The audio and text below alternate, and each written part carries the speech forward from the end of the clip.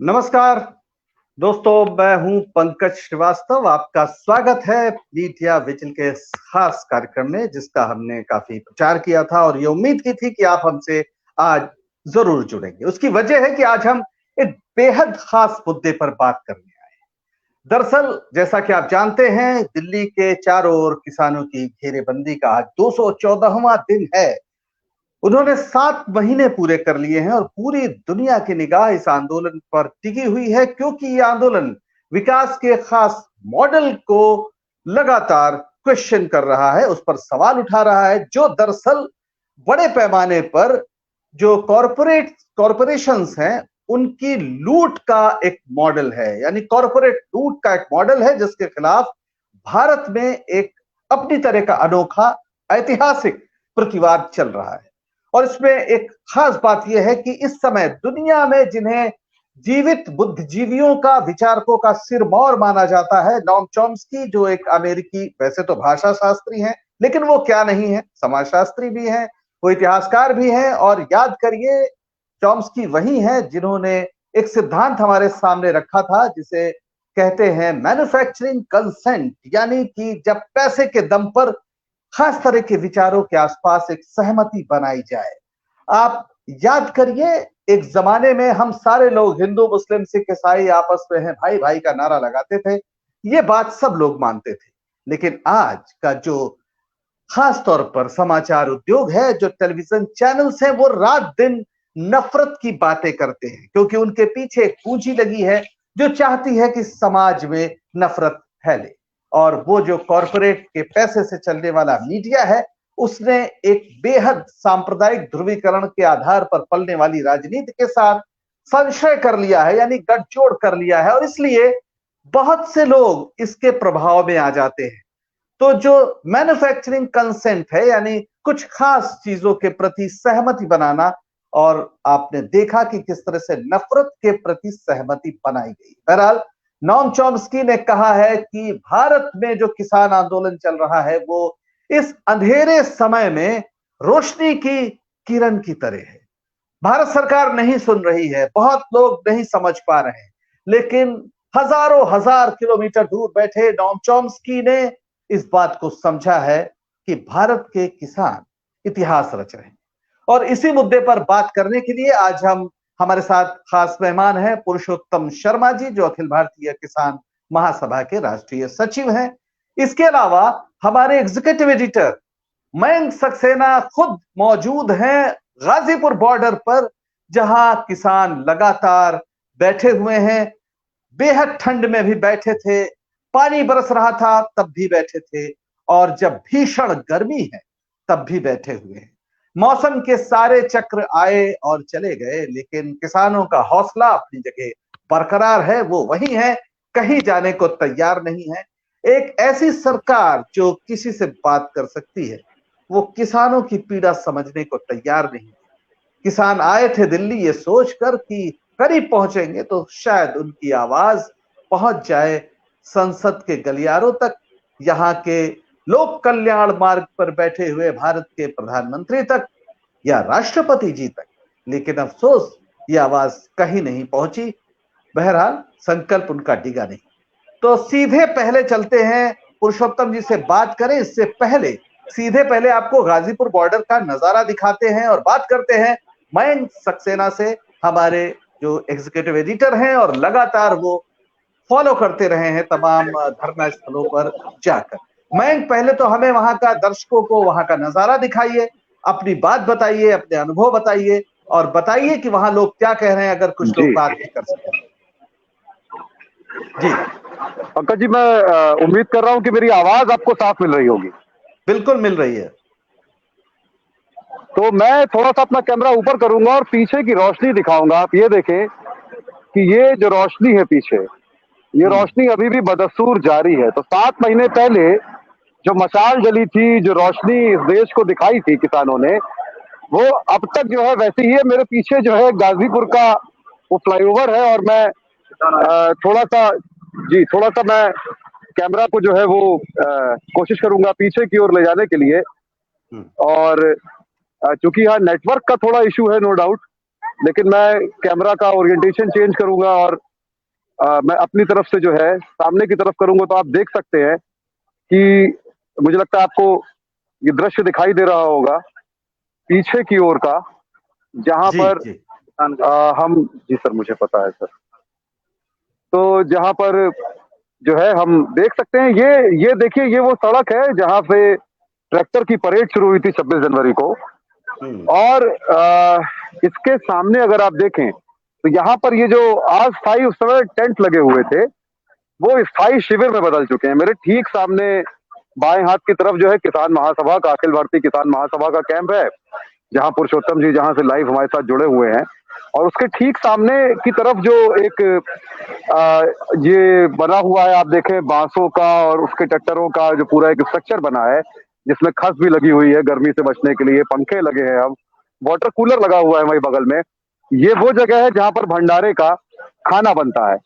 और उसके अलावा जो है ये सड़क सीधी ऊपर जा रही है। ये वो फ्लाईओवर है गाजीपुर वाला, NH-24 का, जहां पर जो है ट्रैक्टर इकट्ठे हुए थे, जहां ऊपर स्टेज बना हुआ है।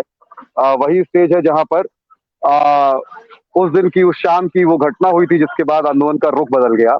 और थोड़ी देर में हम लोगों से आपकी बात भी कराएंगे, आप पुरुषोत्तम जी के पास जाना चाहें तो। बिल्कुल, बहुत शुक्रिया मयंक। तो ये है गाजीपुर का नजारा। शाम हो गई है, पर ये जो रोशनी है, ये रोशनी जो फ्लाईओवर की रोशनी है, ये रोशनी है हकीकत में छल लोगों जैसे जल में झलकता हुआ महल लोगों, ये दुष्यंत ने कहा था। असली रोशनी फ्लाईओवर के नीचे है, जहां पर लोग बैठे हैं, किसान बैठे हैं। इन्हीं सड़कों से चलकर आते रहे हैं आतताई, इन्हीं सड़कों से चलकर आएंगे एक दिन हमारे भी जन। वीरेंद्र डंगवाल हमारे बहुत ही हिंदी के महबूब कवि, जिन्होंने ये लाइनें लिखी थी, और उन सड़कों पर आज सचमुच हमारे जन आ रहे हैं, जिन्हें हम किसान कहते हैं। तो सीधे चलते हैं अखिल भारतीय किसान महासभा के राष्ट्रीय सचिव पुरुषोत्तम शर्मा जी के पास। पुरुषोत्तम जी, 7 महीने हो गए हैं लगातार लड़ते लड़ते। पंकज जी, पुरुषोत्तम जी संभवतः हमारे साथ मौजूद नहीं है, वो जुड़ रहे हैं। मैं एक बार फिर से उनको जोड़ने की कोशिश कर रहा हूँ। जी, वो पुरुषोत्तम जी आ गए हैं, तो मैं उनको जोड़ दे रहा हूँ। जी पुरुषोत्तम जी आ गए। पुरुषोत्तम जी, आपको मेरी आवाज आ रही है? पुरुषोत्तम जी, क्या आपको मेरी आवाज आ रही है? आप अपना माइक अनम्यूट कर लें।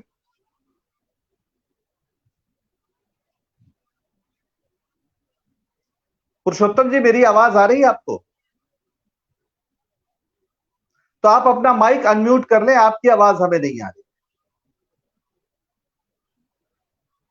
नहीं, अभी भी आपकी आवाज नहीं आ रही है।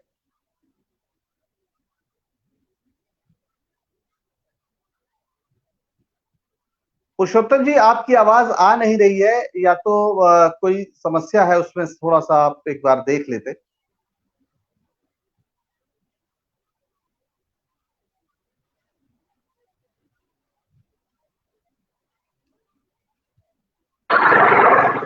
पुरुषोत्तम जी, आपका माइक अभी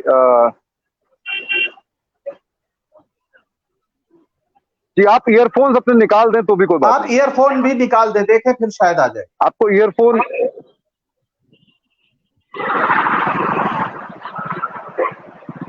अब बोलें अनम्यूट करके।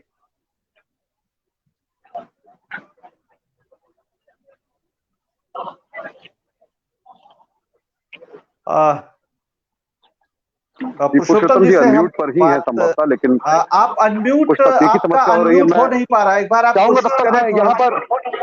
तब तक हम मयंक के पास चलते हैं। पुरुषोत्तम जी, आप अनम्यूट करने की कोशिश करें, अगर हो जाए तो फिर हम दोबारा आपसे जुड़ेंगे। अभी सीधे चलते हैं मयंक के पास। मयंक, आपके इर्द गिर्द जो लोग हैं उनसे थोड़ा सा बात कराइए। जी और जी जी बिल्कुल।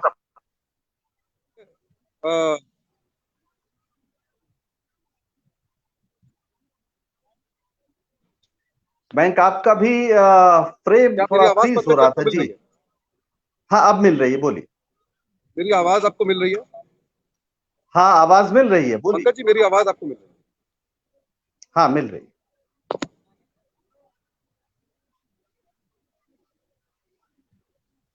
इस बॉर्डर पर तकनीकी की काफी समस्या खासतौर पर नेटवर्क की आती है, और कई बार ऐसे प्रयास भी किए जाते हैं सरकार की ओर से कि उस तरह से काम न करे। इसकी शिकायत पहले भी हुई थी। बहरहाल हम कोशिश कर रहे हैं कि आपको कुछ हम पंकज जी, क्या आप जानकारी मेरी दे आवाज सकें। सुन पा रहे हैं? जी, आपकी आवाज आ रही है मैम।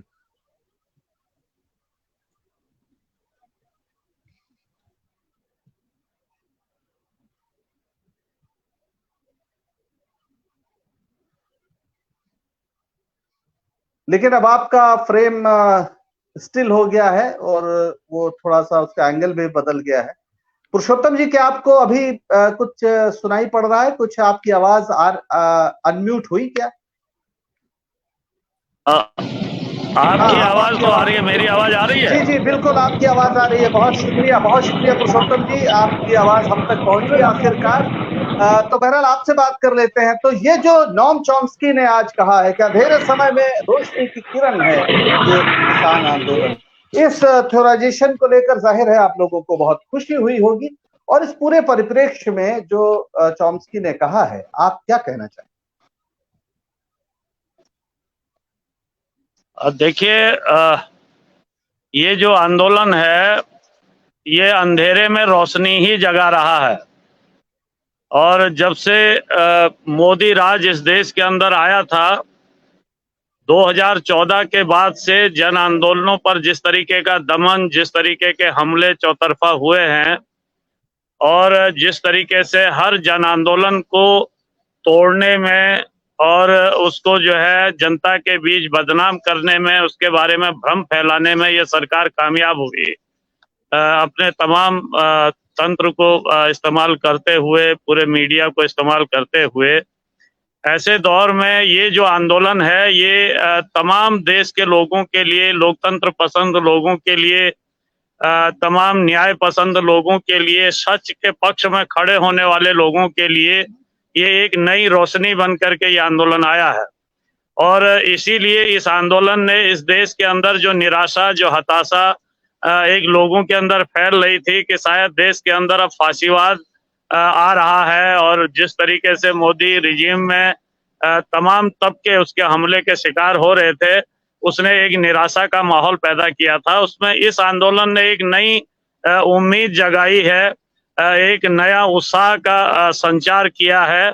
और आज तमाम तबके अब फिर से जो है इस सरकार की दमनकारी नीतियों के खिलाफ, इस सरकार के तमाम उन हमलों के खिलाफ, जो चाहे फांसीवादी इसके तौर तरीके हों, चाहे कॉर्पोरेटीकरण के इसके पूरे कदम हों, इसके खिलाफ पूरे देश भर में अब लड़ाई खड़ी हो रही है। जी जी, आपके पास फिर आएंगे पुरुषोत्तम जी। सीधे चलते हैं, मयंक से भी संपर्क जुड़ गया है। मयंक, क्या आप कुछ दिखा सकते हैं, बता सकते हैं, बात करवा सकते हैं?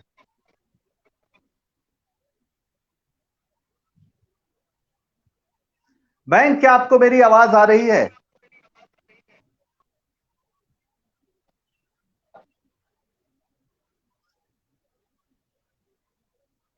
मयंक, आपकी आवाज नहीं आ रही है।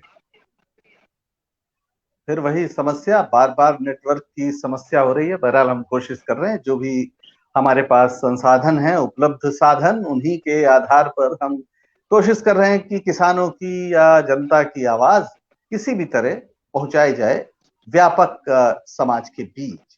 पुरुषोत्तम जी, तब तक आपसे और थोड़ी सी बात कर लेते हैं। आज आप लोगों ने किसान मजदूर दिवस मनाया, क्या क्या है इसका? क्यों आपको जरूरत पड़ी कि किसान मजदूर दिवस मनाए? असल में ये जो तीन कृषि कानून जो सरकार पिछले साल लेकर के आई, इन कानूनों से पहले सरकार ने मजदूर वर्ग पर ही अपने हमले तेज किए थे। और 4 श्रम कोड ये इससे पहले लाई है, तमाम 43-44 श्रम कानूनों को खत्म करके। और ये सब के सब जो है, एक तो कॉर्पोरेटीकरण की दिशा में जो है सरकार के बढ़ते हुए कदम थे, और दूसरा तमाम तरीके के जो अधिकार सदियों से लड़ करके पिछले जो है लगभग डेढ़ दशक से डेढ़ सदी से पूरी दुनिया के मजदूरों ने लड़ करके जिन अधिकारों को हासिल किया था, 8 घंटे का जो है ड्यूटी का अधिकार, न्यूनतम मजदूरी का अधिकार, उनकी जॉब सुरक्षा का अधिकार, उनके जो है सामाजिक सुरक्षा का अधिकार, इन तमाम अधिकारों पर इस सरकार ने हमला किया है और इन सारे अधिकारों से इन 4 श्रम कोडों के जरिए जो है मजदूर वर्ग को वंचित कर दिया गया है। तो ये इसलिए ये भी एक बड़ा हमला था और मजदूर वर्ग की हमारी जो ट्रेड यूनियन है वो इसके खिलाफ जरूर पूरे देश भर में लड़ रही थी, लेकिन प्रतिरोध के स्तर तक, इतने बड़े स्तर तक ये मूवमेंट नहीं गया था। किसान आंदोलन ने एक नई उम्मीद ट्रेड यूनियनों के अंदर, मजदूर वर्ग के अंदर भी जगाई है और इसलिए हम लोग चाहते हैं कि इस देश के अंदर अगर इस फांसीवादी रिजीम के खिलाफ लड़ना है तो अकेले किसान, अकेले मजदूर, अकेले छात्र, अकेले नौजवान, अकेले लोकतंत्र पसंद लोग लड़ करके इस ताकत के खिलाफ जो है कोई विजय नहीं पा सकते हैं। इसलिए इन सभी ताकतों को जो है एकताबद्ध होना होगा और उसमें उसके जो केंद्रीय भूमिका निभाएंगे वो मजदूर किसानों की एकता निभाएगी, जो इस देश की राजनीति को फिर एक नई दिशा देने की तरफ जाएगी। बिल्कुल। तो आज यानी आप याद दिला रहे हैं कि न सिर्फ किसानों पर हमले हो रहे हैं बल्कि बहुत महत्वपूर्ण श्रम कानूनों का सवाल आपने उठाया। और दर्शकों, आप जान लीजिए कि 8 घंटे काम के होने चाहिए, ये कानून पूरी दुनिया में मान्य है और इसके लिए रूस और चीन में नहीं, अमेरिका में लोगों ने कुर्बानी दी थी। शिकागो, जहां पर 1 मई हम मनाते हैं, वो शिकागो वो जगह थी जहां पर न जाने कब 19वीं सदी के आखिरी दशक में ये लड़ाई हुई थी और उसकी वजह से 8 घंटे कानून बना था और उसको भी सरकार ने खत्म कर दिया। सीधे चलते हैं मयंक के पास। मयंक, अब क्या आप कुछ बात कराने की स्थिति में हैं? तो आप लोगों से जी बिल्कुल बिल्कुल बिल्कुल बिल्कुल। मेरे साथ कुछ अलग अलग इलाकों से आए किसान साथी हैं और अलग अलग संगठनों से हैं। सबसे पहले अखिल भारतीय किसान महासभा के एक साथी हैं, उनसे बात करना चाहेंगे। आप अपना नाम बताएं। जी, भारतीय किसान यूनियन से आप नाम बताएं अपना। जी, मेरा नाम ओम प्रकाश गुप्ता है। तो बलिया से आप हैं? ये बलिया से है पंकज जी।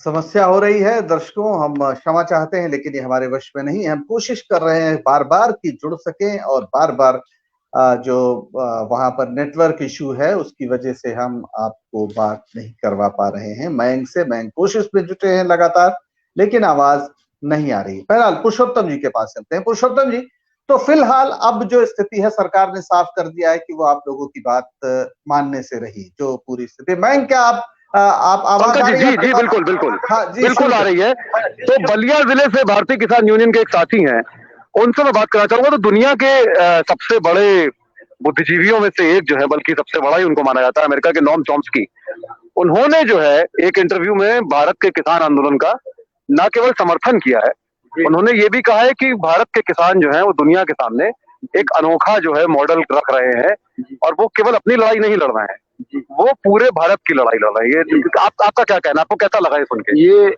बहुत ही मुझे अच्छा लगा और ये हिंदुस्तान के किसानों का जो उन्होंने समर्थन किया है, वो उन्होंने किसानों के उत्साह को वर्धन किया है, उनको आंदोलन को, और उन्होंने समर्थन दे करके हौसलों को अफजाई किया है। ये खबर आपको मिली थी कि ऐसा कुछ कहा गया अमेरिका में? हाँ। तो यहाँ इस बारे में मतलब किसानों को पता है कि नोम चॉम्स्की ने। तो पंकज जी, दिलचस्प बात यह है कि देखिए बलिया से आए साथी हैं लेकिन उनको पता है कि अमेरिका में कोई नोम चॉम्स्की है और उन्होंने ऐसा कुछ कहा है और उत्साहवर्धन कर रहे थे। जो पूरा माहौल बनाया जाता है कि किसान अंग्रेजी क्यों बोल रहा था, किसान है तो ऐसे क्यों था, तो वो तो यहीं पे ध्वस्त हो जाता है कि जिस नोम चॉम्स्की को शायद इस देश का middle class, upper middle class भी नहीं जानता है, इनको कम से कम पता है कि नोम चॉम्स्की है और उन्होंने आंदोलन के समर्थन में कुछ बोला है। तो ये जागरूकता का जो मामला है। और हमारे साथ और एक पुराने साथी है जो मीडिया विजिल के प्लेटफॉर्म पे बहुत लोकप्रिय भी हुए, तो उनको बहुत लोगों ने देखा था। चौधरी वीर सिंह हमारे साथ आज फिर मौजूद है। तो वीर सिंह जी आ जाइए। तो चौधरी वीर सिंह है और मुरादाबाद से है, पहले भी रहे हैं। तो वीर सिंह जी, अमेरिका के बहुत मशहूर, दुनिया के सबसे बड़े बुद्धिजीवियों में से जी, उन्होंने कहा है कि किसान अनोखा काम कर रहे हैं और बहुत साहस से डटे हुए हैं। देखो, उन्होंने किसानों के लिए बोला है ये सबको पता है, ऐसी बात नहीं है। और इसके लिए हम उनका धन्यवाद करते हैं कि वो किसानों का उत्साहवर्धन कर रहे हैं, उनके उसके लिए उन्हें बधाई। और जो लड़ाई लड़ी जा रही है, ये सारे देश के गरीब मजदूर किसान, मिडिल क्लास, अपर क्लास को तो छोड़ो, उन्हें तो कोई मतलब ही नहीं किसी से।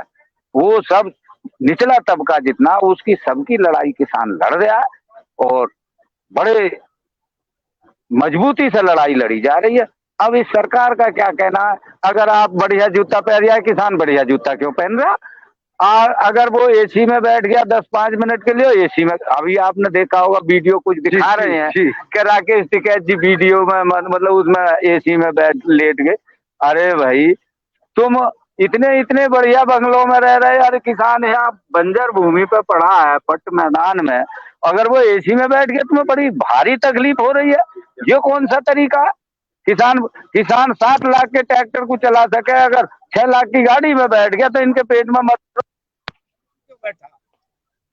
ये सब आपके लिए, जब हम मेहनत कर रहे हैं, कमा हम रहे हैं, तुम्हें खिला रहे हैं, अरे बेशर्म को शर्म करो।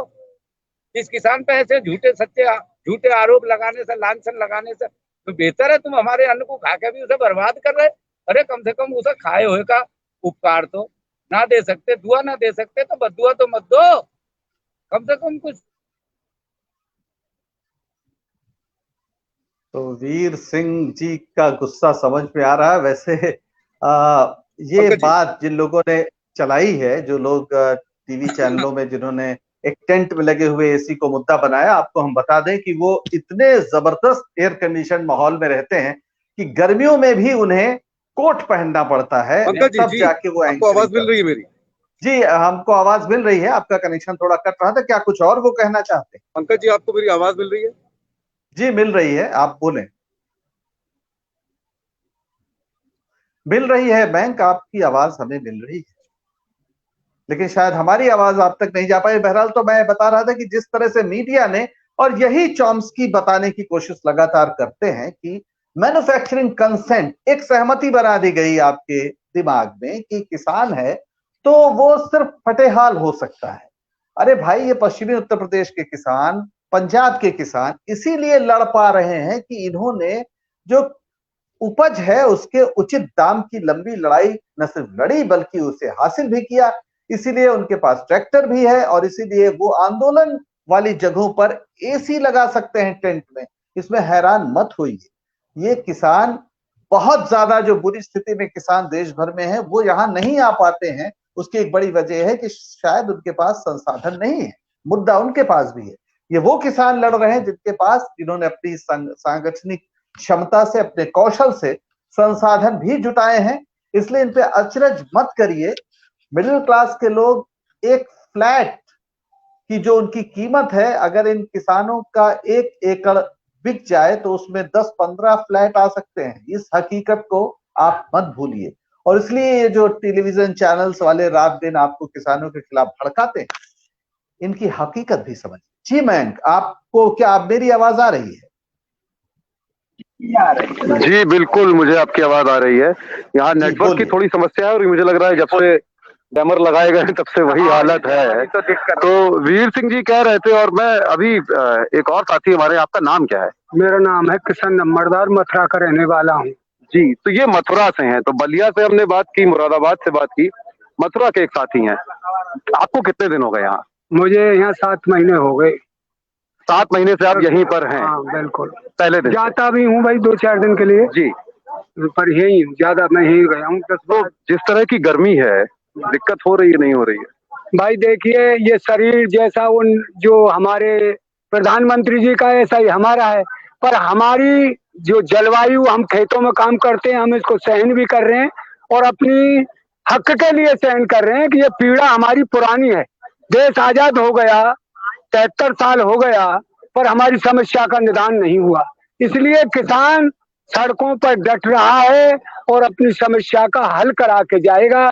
ये सरकार चाहती थी हमें तरह तरह से बदनाम कर दिया, कभी तो कहते ये खालिस्तानी है, कभी ये सिक्किस्तानी है, कभी क्या क्या कहा है, और कभी कहते तो ठलुआ पड़े हैं, ये किसान ही नहीं है, किसान तो खेतों में काम करते हैं। तो किसान खेत में भी काम करेगा और अपनी फसल का जिस उसे लेकर जाएगा, यहाँ से जा नहीं सकता जब तक। तो पंकज जी, आपने सुना कि नंबरदार जी ने क्या कहा। मैं दोबारा लौटूंगा। अभी मैं वीर सिंह जी हैं, इनके परिवार में काफी समस्या इन्होंने झेली इस बीच में, उसके बावजूद ये वहां गए, वो निपटा के और वापस यहाँ लौटे हैं। उनसे उस पर ही बात करेंगे। लेकिन मुझे अभी एक साउथ कोरियन फिल्म है, उसका उसका याद आ रही है कि उस फिल्म का नाम था विंटर समर स्प्रिंग विंटर, यानी कि सर्दी से जो है वो गर्मी आती, सर्दी से वसंत आता है, वसंत से गर्मी आती है, गर्मी से फिर सर्दी आ जाती है। तो सर्दियों से, बल्कि अगर हम कहें तो बरसात के मौसम से, सितंबर में 25 सितंबर 2020 को आंदोलन शुरू हुआ था, अगर तकनीकी तौर पे देखें, जब भारत बंद हुआ था 25 सितंबर 2020, और उसके बाद दिसंबर में नवंबर के अंत में किसान जो है दिल्ली पहुंच गए थे। तो बरसात से सर्दियां, सर्दियों से सर्दियां जा चुकी हैं, बरसात फिर आ चुकी है, गर्मियां लगभग खत्म होने वाली हैं, बरसात आने वाली है, और उसके बाद फिर सर्दियां आ जाएंगी। और इस बारे में सरकार सोचे ना सोचे, देश के लोगों को तो सोचना चाहिए। पंकज जी, बिल्कुल, मौसम आएंगे जाएंगे, किसान भी लड़ते जाएंगे। बहरहाल पुरुषोत्तम जी, आपके पास सीधे अब जो प्रश्न उठा है वो ये है कि ऐसी बातें किसानों की ओर से लगातार आ रही हैं कि अब लड़ाई राजनीतिक होगी, क्योंकि सरकार मानने को तैयार नहीं। पुरुषोत्तम जी, क्या मेरी आवाज आपको आ रही है? पुरुषोत्तम जी संभवतः डिस्कनेक्ट हो गए हैं। पंकज जी, यहाँ नेटवर्क का काफी इशू है इस जगह पे। जी, मैं वीर सिंह जी से बात कराता हूँ आपकी। वीर सिंह जी, ये बताइए, आप बीच में लंबी चौड़ी झेली, आपकी पत्नी जो है उनकी सेहत काफी खराब थी, और फसल का काम भी आपको करना था, ये सब कैसे किया आप भाई? ये तो, और आप दोबारा लौट के आ गए यहाँ। अरे भाई एक बात सुनो, मैं तो इस संगठन में इतनी विषम परिस्थितियों में संगठन में हूँ, कोई आदमी, आम आदमी नहीं रह सकता। जी जी, आम आदमी नहीं रह सकता। घर वाली को ब्रेन हेमरेज होया, चंडीगढ़ इलाज होया, ऑपरेशन हो गया, हार्ट की प्रॉब्लम हुई है, गुर्दा सूख गया, और उसके बाद भी फिर पैरालाइसिस हो गया। अभी भी 8 दिन मतलब 15 दिन में हॉस्पिटल भी, उसके चेकअप भी कराने होते हैं, खेती भी करनी है, खेती में भी लगाना। भाई हम किसान ही तो हैं, कर्जा बैंक से ले लेंगे तो वो भी चुकाना है। अब हमारे सामने इतनी बड़ी विषम परिस्थिति खड़ी है किसान के, कि गन्ना पड़ गया 300 करोड़ रुपया हमारी दीवान शुगर पे, हमारा बकाया है, हम पे बैंकों का ब्याज चढ़ रहा है। लेकिन हम कहते हैं अधिकारियों से, सुप्रीम कोर्ट के आदेश के अनुसार 14 दिन में 14% ब्याज देना पड़ेगा। भाई सरकारें तो देख लें, मायावती भी देख, ये तुम्हारे की समाजवादी भी देख ली, और अब बीजेपी भी देख ली, बड़े बड़े लंबे वादे ठोके, सब कुछ करा, लेकिन किसान तो जहां था उससे और पीछे हटा दिया इन्होंने। जब पैसा नहीं मिलेगा, हम तो अधिकारियों से कहें तुम्हें 1 महीना तनख्वाह नहीं मिलेगी, 2 महीना ना मिलेगी, नौकरी करोगे क्या? और हमसे पूछो, हम फिर भी कर रहे हैं। हम अपना माल देकर और पैसे के लिए परेशान है, ब्याज तो छोड़ो, असल मिलने में मुसीबत हो रही है। और योगी जी कह रहे हैं किसान का संपूर्ण भुगतान। कितनी बेशर्माई, कितनी निर्लज्जता, इन्हें शर्म नहीं आवे, झूठ बोलते, और फिर क्या का बड़ा विकास कर दिया। अरे विकास तो अभी दूसरी तीसरी क्लास में आया भाई, कहाँ विकास कर दिया तुमने? पढ़ने लायक और आने जाने लायक बच्चों की कोरोना करके तमाम पढ़ाई छुटवा दी। क्या सरकार की पॉलिसी है किस बच्चों को पढ़ाई से रोका जा और अनपढ़ रखा जा, और जो मजदूरी करें, नौकरी नहीं मांगे, प्राइवेट करके सारे संसाधन प्राइवेट सेक्टर को बेच के क्या देश के बच्चों से, भविष्य से, या जो इस टाइम कह भाई कितनी नौकरी, कितने करोड़ नौकरी देंगे? ये तो नौकरी तो मिलनी छोड़ो, जिन्हें कितने करोड़ युवा बेरोजगार होकर घर बैठा दिए। हालात आप जब आ रहे थे, आपकी पत्नी की इतनी ज्यादा सेहत खराब थी, आपने कहा ब्रेन हेमरेज हो गया, सर्जरी हुई थी, इसी बीच में सब हुआ, और आप दोबारा यहाँ लौट के आए, पत्नी ने रोका नहीं आपको? नहीं, उनका कहना है कि जब बच्चों का भविष्य बचेगा, हमारे संसाधन बचेंगे, तभी तो हम जिंदा रह पाएंगे, हमारी जमीनें बचेंगी, हमारे खेत खलिहान बचेंगे, और किसान बचेगा, तभी तो देश सुरक्षित रहेगा।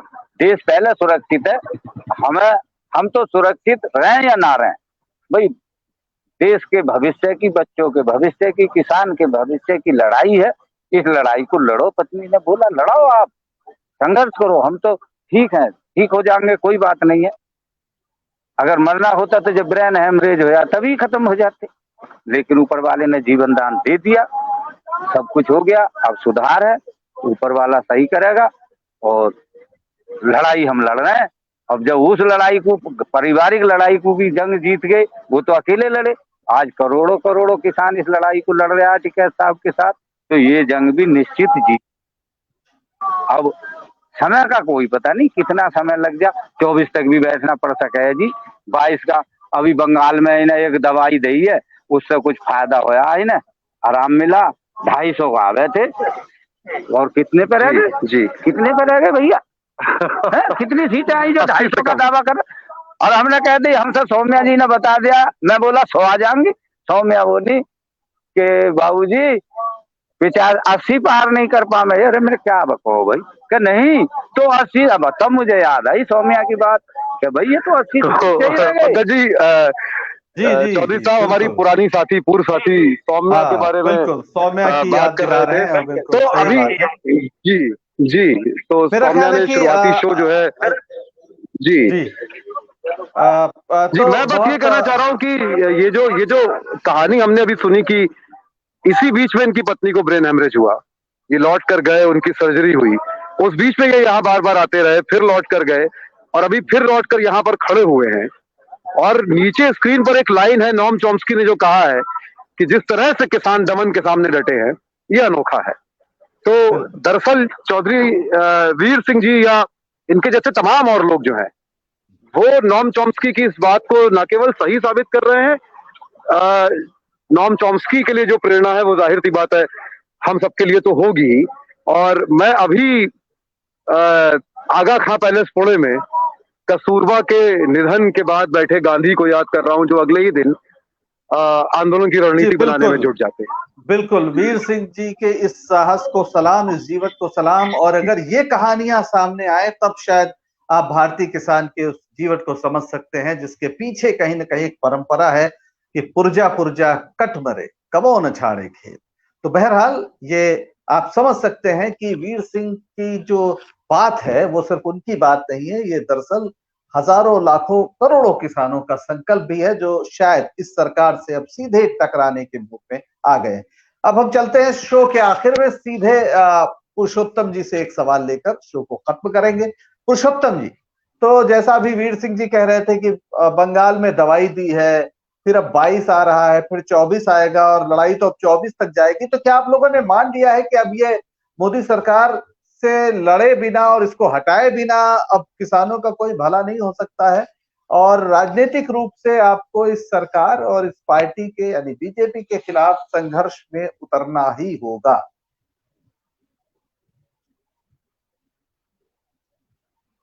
अनम्यूट कर लीजिए, आपकी आवाज नहीं आ रही। अगर आप तुलना करें तो आजादी की लड़ाई के दौर में भारत के किसानों के अंदर जो राजनीतिक चेतना विकसित हुई थी, इस आंदोलन ने 70 साल के बाद दोबारा जो है उस राजनीतिक चेतना को किसानों के अंदर फिर से जगाया है। और आज अगर आप देखें तो भारत का किसान राजनीतिक रूप से ज्यादा जागरूक हुआ है, ज्यादा परिपक्व हुआ है। वो अपनी लड़ाई को समझ रहा है, वो अपने मुद्दों को समझ रहा है। और जो नोम चॉम्स्की जी ने कहा है उसके अनुसार अगर देखें तो ये भारत का किसान अभी सिर्फ भारत के लोगों के लिए ही नहीं लड़ रहा है, ये दुनिया के लोगों के लिए लड़ रहा है। WTO के प्रेशर में जो नीतियां यहाँ बनाई गई हैं, जो कानून यहाँ लाए गए हैं, कॉर्पोरेटीकरण की जो अंधी बयार चलाई जा रही है, इस लड़ाई की अगुवाई करता हुआ भारत का किसान अगर विजयी होता है तो आप मान करके चलिए कि इसका असर न सिर्फ भारत की राजनीति पर होगा बल्कि पूरी दुनिया की राजनीति को एक नई दिशा ये आंदोलन देने जा रहा है। और इसलिए भारत का जो किसान नेतृत्व है वो भी इस बात को समझ रहा है और किसान भी धीरे धीरे इस बात को समझ रहे हैं। और इसीलिए ये लड़ाई अब धीरे धीरे अपनी मांगों पर ही केंद्रित नहीं है, बल्कि ये जो है राजनीतिक रूप से जो है व्यवस्था को बदलने की तरफ भी बढ़ेगा। अभी तो सरकार बदलने की तरफ जो है एक लक्ष्य जो है किसानों का बनता जा रहा है। भाजपा को किसी भी तरीके से सत्ता में दोबारा नहीं आने देना, ये संकल्प अभी किसानों का बनता जा रहा है। लेकिन जिस तरीके से किसानों, मजदूरों और अन्य तबकों के बीच एक राजनीतिक एकता बनती जा रही है और ये लड़ाई जो कॉर्पोरेटीकरण के खिलाफ और WTO के दबाव के खिलाफ जो बनती जा रही है, ये आने वाले समय में भारत और दुनिया की राजनीति को एक नई दिशा देने वाला है, एक बड़े बदलाव की बुनियाद बनने वाला है। बिल्कुल। और चॉम्स्की ने अपने उस इंटरव्यू में ये साफ किया है कि कैसे पिछले कुछ दशकों में जो कॉरपोरेशंस हैं, जो बड़े बड़े कॉरपोरेट्स हैं, उन्होंने कैसे मिडिल क्लास का अरबों रुपया लूट लिया है, ये उनका कहना है। और उसके लिए बाकायदा आंकड़े दिखाए हैं, बजाय इसके कि जिसको कहा जाता है कि वो विकास करते हैं, तो विकास से उनके पैसे गरीबों को गरीबी से उबारने में मदद करते, उसकी जगह उन्होंने मिडिल क्लास या गरीबों का पैसा जिस तरह से लूटा है, इतिहास में ऐसी दूसरी लूट नहीं हुई है। और बहरहाल अब किसानों ने यह संकल्प ले लिया है कि इस लड़ाई को वो राजनीतिक लड़ाई में तब्दील करेंगे। उत्तर प्रदेश और उत्तराखंड में किसान जाएंगे, बीजेपी को हराने का उन्होंने संकल्प लिया है। और ये लड़ाई 24 तक यानी अगले लोकसभा चुनाव तक भी चलेगी। सीधे सीधे निशाने पर है प्रधानमंत्री मोदी। बहरहाल आज के लिए बस इतना ही। आप सबका बहुत बहुत शुक्रिया हमसे जुड़ने के लिए। बैंक आपका और पुरुषोत्तम जी आपका भी शुक्रिया। वीर सिंह और दूसरे किसान साथियों का भी शुक्रिया। हमारे साथ जुड़िए, हमारे फेसबुक पेज को लाइक करिए, हमारे ट्विटर हैंडल को फॉलो करिए और हमारे यूट्यूब चैनल को सब्सक्राइब करिए। और हमें कुछ आर्थिक मदद भी करिए, क्योंकि आपकी मदद से ही हमारे जैसे जो प्रयास हैं, मीडिया विजिल जैसे प्रयास हैं, वो मुमकिन हो सकते हैं। आपके पैसे से अगर पत्रकारिता होगी तो फिर उसमें जनता की आवाज शामिल रहेगी। एक बात मत भूलिए कि किसान भी जो लड़ाई लड़ रहे हैं, वो सिर्फ सरकार से नहीं लड़ रहे हैं, इस देश के मीडिया से भी उन्हें लड़ना पड़ रहा है, जो कॉर्पोरेट मीडिया है, जिसने उनके खिलाफ एक युद्ध छेड़ा हुआ है। रात दिन उन्हें बदनाम करना, उनके खिलाफ झूठा प्रचार करना, उसका एकदम कहा जाए कि उसका नशा है, उसकी आदत है। और इस मीडिया के बावजूद किसान संघर्ष में 7 महीने से ज्यादा है, डटे हुए हैं। तो इसलिए अपना मीडिया खड़ा करना भी जरूरी है, जनता का अपना मीडिया खड़ा करना भी बहुत जरूरी है। इस किसान आंदोलन का एक सबक ये भी है। इन्हीं शब्दों के साथ आप सबका एक बार फिर शुक्रिया। शुभ रात्रि, शब्बा खैर।